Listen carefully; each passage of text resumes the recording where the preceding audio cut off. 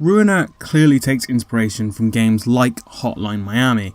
However, its uniquely industrial cyberpunk style and mobility-focused combat sets itself apart.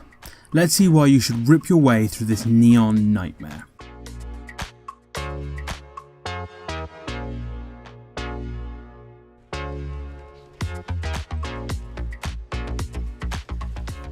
Ruiner is a top-down action game developed by Rycon Games, a Polish studio founded by industry veterans who worked on Dead Island and the Witcher series.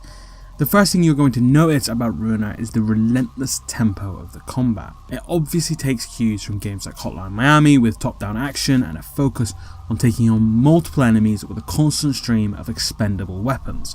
However, in Ruiner you have access to a dash that has a lot of charges and reloads quickly. Furthermore, you can briefly slow time and pick a series of dashes. Despite the ability to slow time, the combat is unrelentingly fast paced. The difference between landing a shot or being hit by one is often less than a second of reaction time or less than an inch of accuracy, and these moments are coming thick and fast. This high intensity means that a lot of the moment-to-moment action is primal and instinctive. You simply don't have time to think about everything you're doing. This feels so good. Every fight was punctuated with me releasing all of the tension that had built up in one big sigh.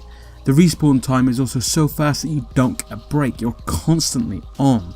It's taxing but so captivating and satisfying to play. On the other hand, it does mean that Ruiner is a difficult game. If it's your first time, I wouldn't recommend playing on hard. Despite the difficulty I've mentioned, you don't die in one hit, you have a life bar. This allows the game to give you more enemies to take on at a time than games like Hotline Miami, ramping up the pure insanity on screen. The game gives you even more to manage with its skill system that empowers you with a collection of helpful abilities like a shield and a stun grenade. These abilities use up your energy, a resource that can be dropped from friendly robots and defeated enemies.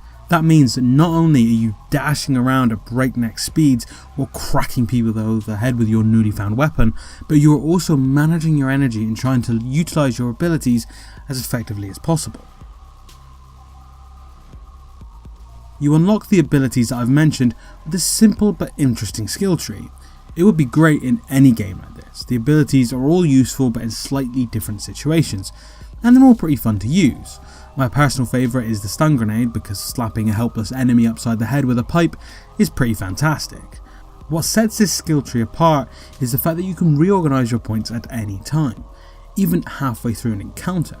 This means that there's a meta layer to every fight. You can experiment with different abilities to find what is the best for the particular circumstance you're in.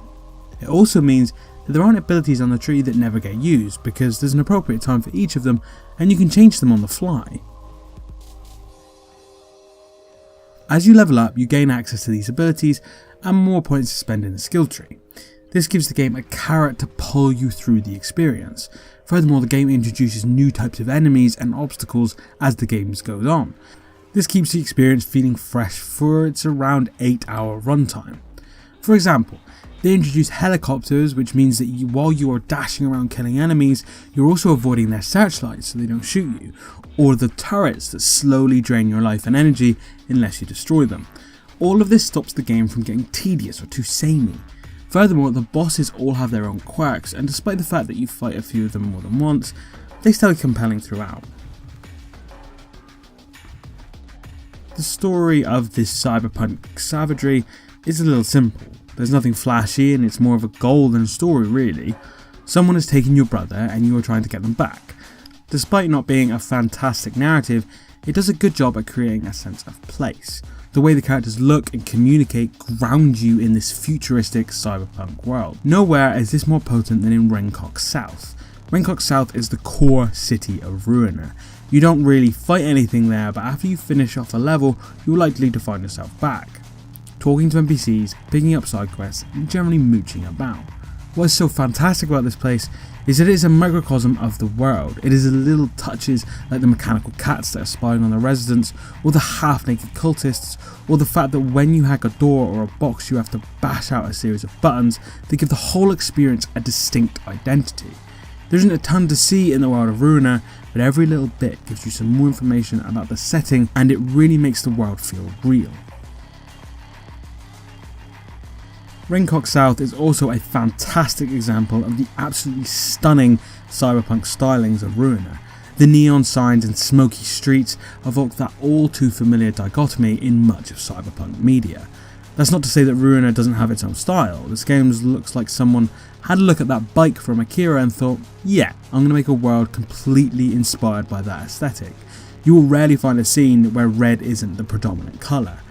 Beyond this, the levels adopt a rather industrial style. It doesn't get a little repetitive, but it manages to just about hold on for the full runtime. Finally, the killing is enhanced with the heavy synth soundtrack that thuds and thunders as you beat on your foes. Ruiner's core action has a relentless tempo that creates an unyielding, intense and deeply gratifying feel.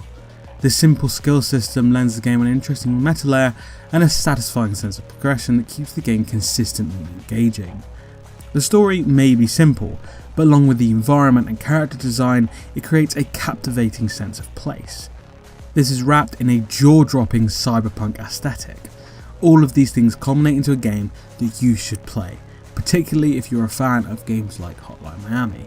If you have played it, let me know what you thought in the comments, and don't forget to subscribe for a new game recommendation every week.